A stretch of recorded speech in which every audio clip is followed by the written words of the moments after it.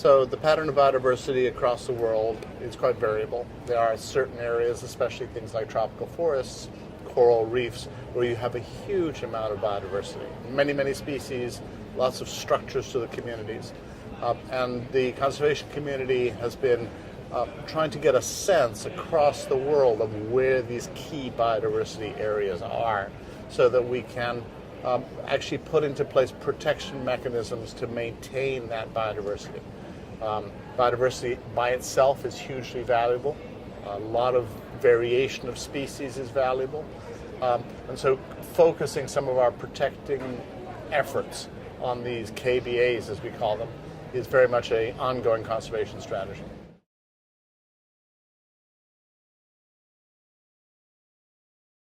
Human beings use natural resources, and the human footprint around the world has negative impacts on the pattern of biodiversity. As we use resources, we tend to simplify ecosystems. Those simplified ecosystems are much more productive for us as human beings, but we lose biodiversity in the process.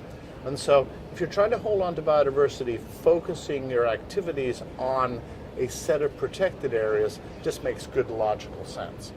So many parks and protected areas around the world were established for reasons other than protection, other than protecting biodiversity. They were established because the areas were beautiful, that there was lots of sky and snow and things like that. So many of our most famous parks actually are not particularly important centers for biodiversity. So as we think about the biodiversity strategy, what we're saying is, okay, let's better align the patterns of biodiversity with the parks and protected area system. And certainly protecting biodiversity is something that parks and protected areas is a very important part of that strategy.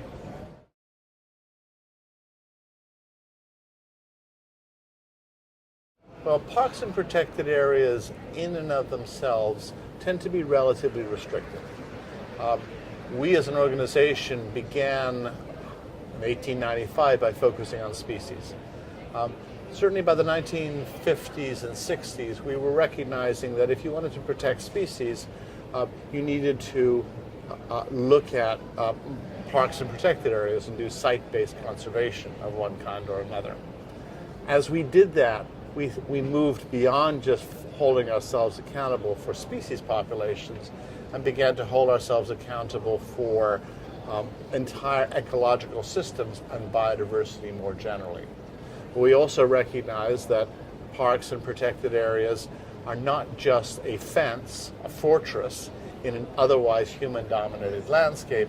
Parks and protected areas are themselves part of that landscape.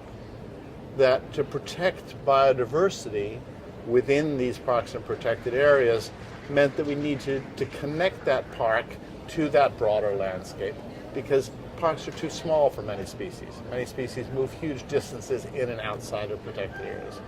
We also recognized that parks were an important component for people and animals living outside in the broader landscape. So fuzzing that boundary between the park and the broader landscape became increasingly important.